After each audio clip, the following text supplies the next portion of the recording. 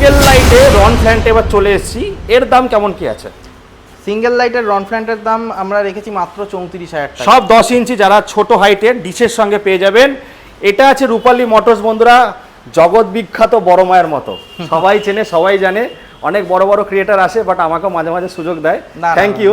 এটা বাজে কথা। তো বলছি দুর্গাপূজাটা সামনে ভাই, দুর্গাপূজা সামনে অফার দিতেই হবে, আর প্রাইসও সেরকমই রাখতে হবে।